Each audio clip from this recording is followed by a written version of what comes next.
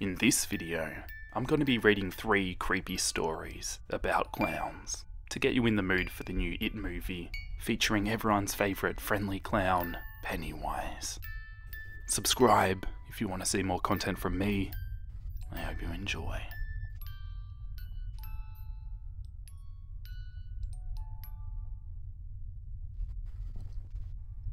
The real Pennywise.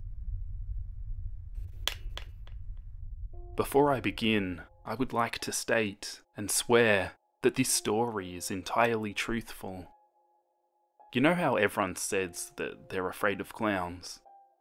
Well, I really am. I don't have the whole attitude of, oh, clowns are so creepy, tee-hee-hee. No, my attitude is more like, holy God, that monster is going to kill me. Let me explain why. When I was just 4 years old, some family friends were babysitting me. Their son Brad was the same age as I, and we were doing typical 4-year-old activities, like playing with Legos, running around outside, and things like that. Later that night, Brad and I went down to the basement, where we saw Tara and Rob, Brad's parents, setting in to watch a movie. I asked if we could watch the movie too, but Rob told us that we were too young for this movie. After a few minutes of pouting, me and Rob made our way back up the stairs. But just as we were about to go through the door, Brad grabbed my arm and said, "Let's sit on the steps and watch the movie. They can't see us from here."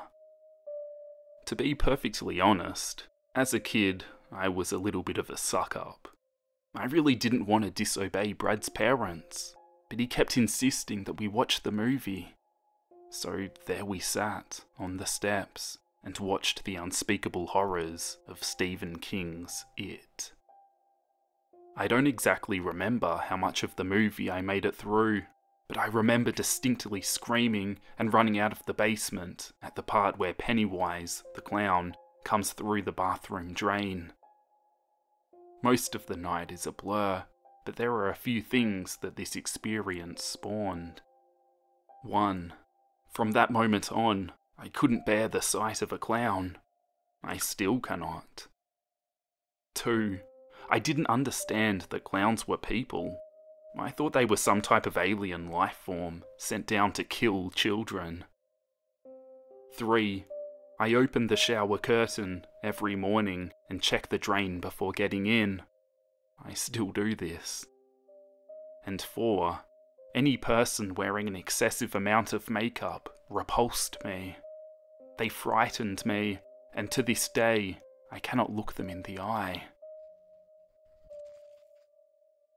Throughout the rest of my childhood, I couldn't handle situations where clowns were introduced. Around the time of my 8th birthday, my Opa surprised me by taking me to the circus. Within 20 minutes, we were back in the car driving home.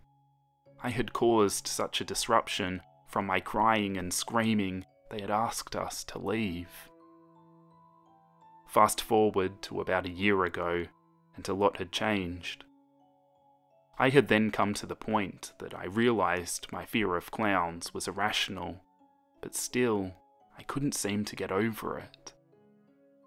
And then, it happened.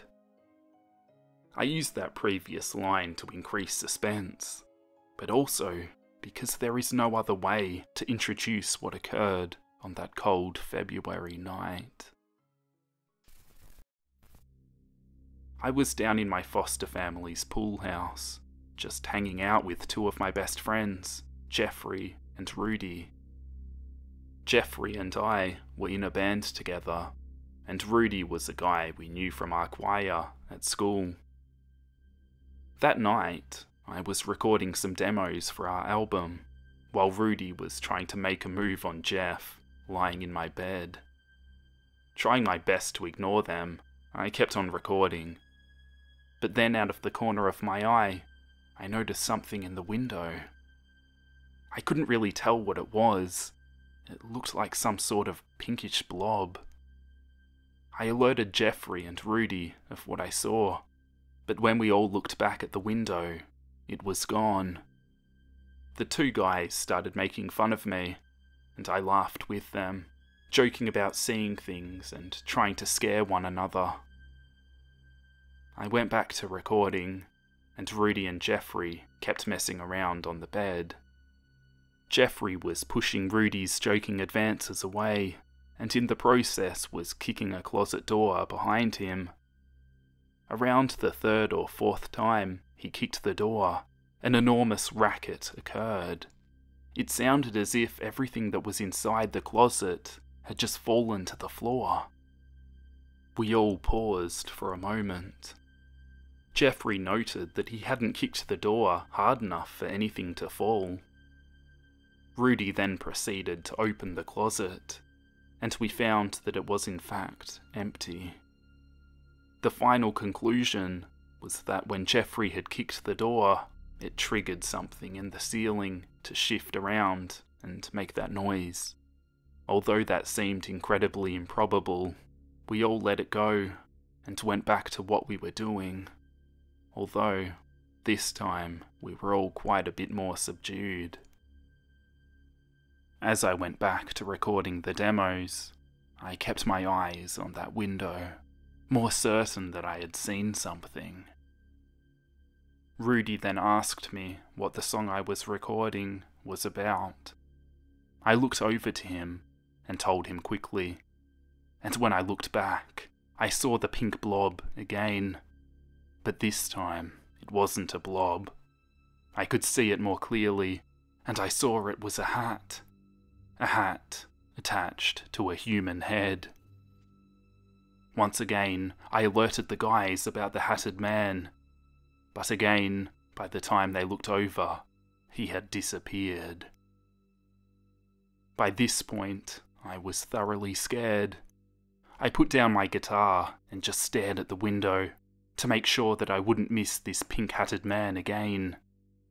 And then, after about 3 minutes of waiting, I heard a blood-curdling scream. I recognized it to be Rudy. I turned to face him and saw him pointing at the sliding glass door at the front of the pool house. When I turned to look at the door, I saw him. He was wearing khaki shorts and a black t-shirt. When my eyes reached his face, I screamed as well, because this man was no man. He was a clown. I ran into the kitchen while Rudy was still screaming. Jeffrey had not seen the clown and was rather confused at what was going on. I knew at this point Rudy would be no help, as he was too scared to move, so I tossed Jeffrey the biggest knife I could find in the kitchen, after finding one for myself, and we waited. After about 2 more minutes went by, Jeffrey let out a yell. I looked out the sliding glass door again, and saw a man in blue jeans, a grey sweatshirt, and a Burger King mascot mask. I remember Rudy screaming, "We're going to die!" And at that moment, I believed him. I honestly thought that our lives were about to end. I yelled over to Jeffrey to call my foster mum and have her come down to the pool house and help. During that phone call, I saw the pink-hatted man in the sliding glass door as well. I remember him standing there, wearing blue jeans and a ripped red jacket, pounding on the door.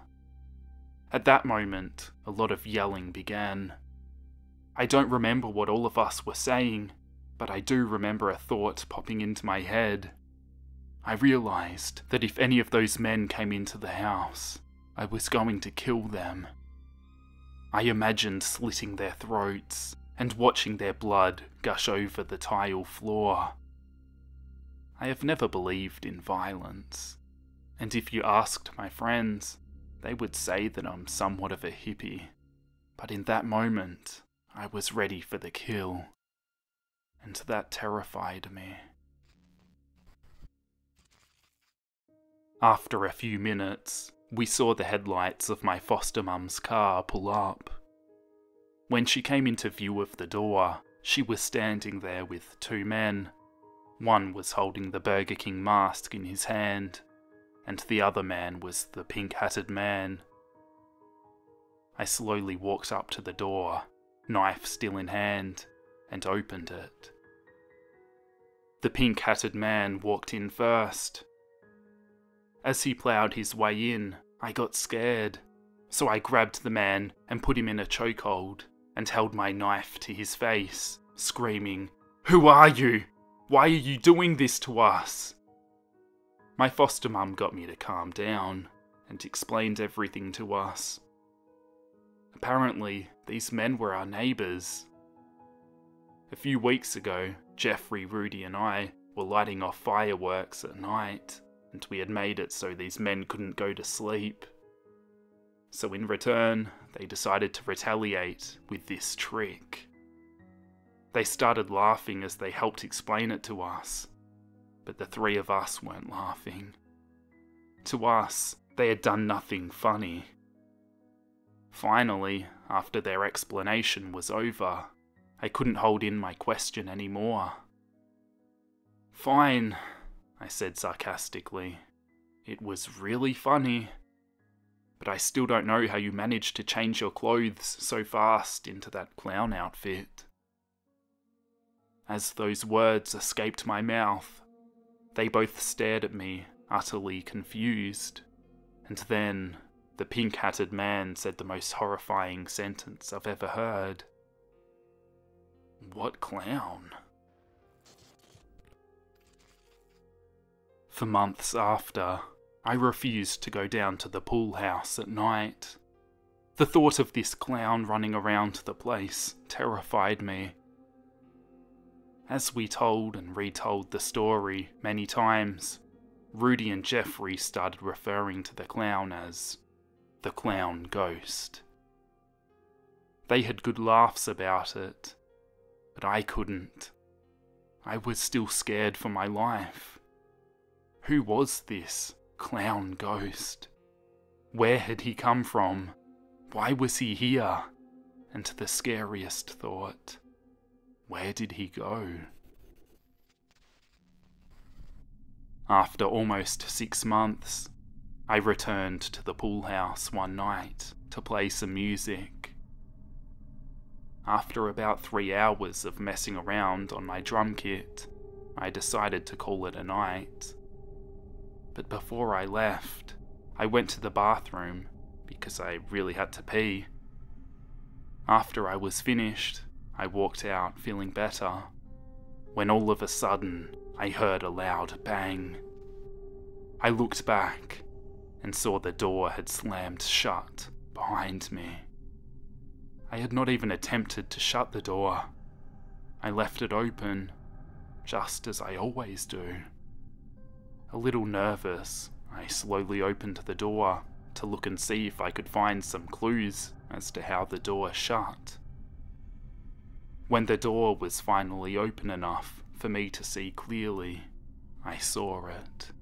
A grim, white face with blood-red eyes staring back at me. And worst of all, a bright red smile. I ran from the pool house and haven't returned since. I hoped that if I left that place for good, the clown ghost would not be able to haunt me anymore. Unfortunately, even in my new apartment, I can hear it. I hear high-pitched laughter through the walls. I see those piercing red eyes in reflections. It haunts my dreams almost every single night. From that point on, I truly believed. I honestly thought that there was a clown ghost. To this day, I still think there is. I don't know if I believe that he is a ghost, but I do believe that something is following me. I hope that someday I will find my own peace of mind, but I fear that peace of mind is just something I can't get. because I think this being has some fixation to me, just like Pennywise, and it won't stop until it has what it wants. But what does it want? Does it want me dead? Does it want to use me for something? I have no way of knowing, but something tells me, someday soon, I'm going to find out. Clown in the window. My name is Alex Pierce. This story occurred in 1992 when I was about 11 years old. We lived in a 2-story, split-level home where my brother, Dylan, and I slept in neighbouring rooms upstairs. My brother was known for his wild imagination and would constantly make up stories, but he was actually asleep when this particular incident occurred. Before I go into full detail explaining what happened that night, I will tell you that my brother actually claimed he had a clownish, imaginary friend, and constantly referred to him as if he were an actual human, even offering him food at the dinner table. I usually thought it was a mere childish gesture, and my mother and I would just watch him and contently play along. On February the 7th, a Friday, my brother woke me up in the middle of the night, claiming that a clown was playing peekaboo with him in his bedroom window, and told me it was funner with more people. I had no idea what he was talking about, and quite honestly, it scared me. But I held his hand and turned on the lights and entered his bedroom. "Look!" he exclaimed, pointing at the window. "It's the clown!" He just stood there, pointing, laughing, but I was completely dumbfounded. No one was in the window, and even when he claimed the clown was speaking, I couldn't hear anything. I assumed he was merely sleep-talking, and motioned him back into bed, assuring him there was no one there. Little more than half an hour later, he entered my room again and stood at the door, motionless. When I snapped at him, he jumped back and claimed once again that a clown was at the window and that he needed my help because apparently it wouldn't leave him alone. At this point, I was rather more persistent than frightened. I entered his room again and jokingly said, "Begone! You were not wanted here, clown." Suddenly, however, there was a loud banging at the window, which subsequently spooked my brother. The two of us hurried back down the staircase as the banging continued. Our panicked voices abruptly woke my mother, who sat up in bed when the two of us entered her bedroom doorway. "What's wrong?" she asked nervously. We both tried to explain the incident, but we were breathless and too frightened to speak coherently. Instead, we dragged her across the room and demanded she come upstairs with us. By then, however, the banging had already ended. We both explained what had happened at this point, and she gave us a worried expression. She explained to us that when she was about our age, her older sisters played a prank on her, hauling her down into the basement. When she had relieved herself of panic and slumped down on the floor, a clown suddenly appeared, peeking in on her from a side window, and began murmuring softly. Shivers went through me as she told us about her encounter, and to be honest, this was the first time I had ever experienced such fear. We moved out soon afterwards, and never had an incident since, but we were both left quite in shock.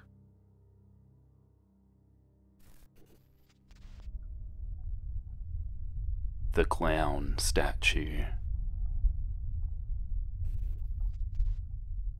So-and-so's friend, a girl in her teens, is babysitting for a family in Newport Beach, California.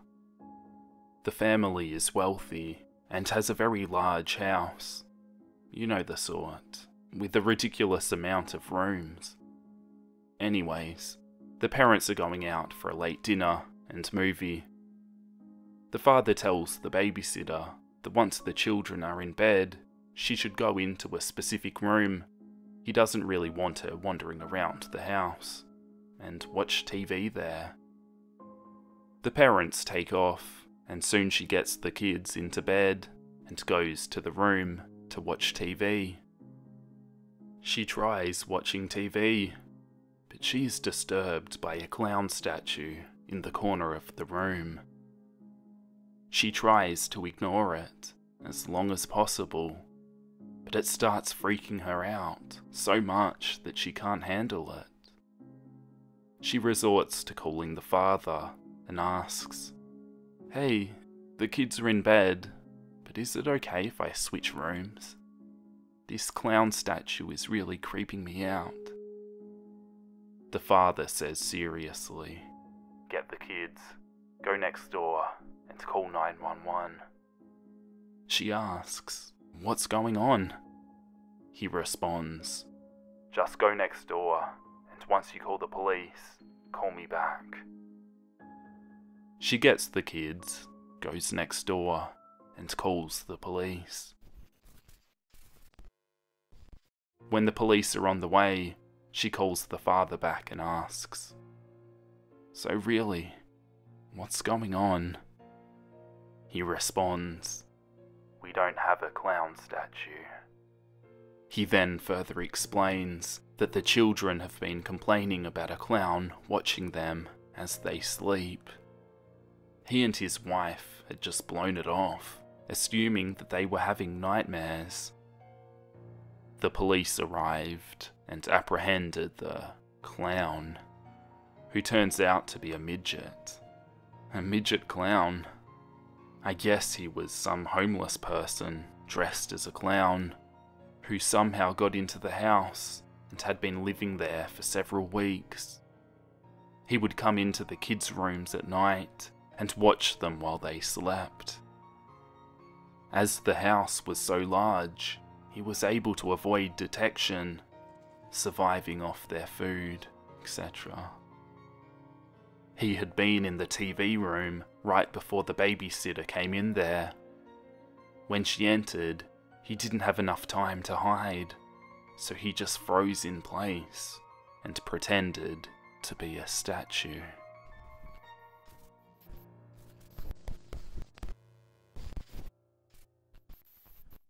Thank you for watching the video and sticking around till the end. If you want to see more content like this, I post new videos every week, so make sure to subscribe so you don't miss any of them, and I'll be back with another one next week. I'll see you guys then. Bye.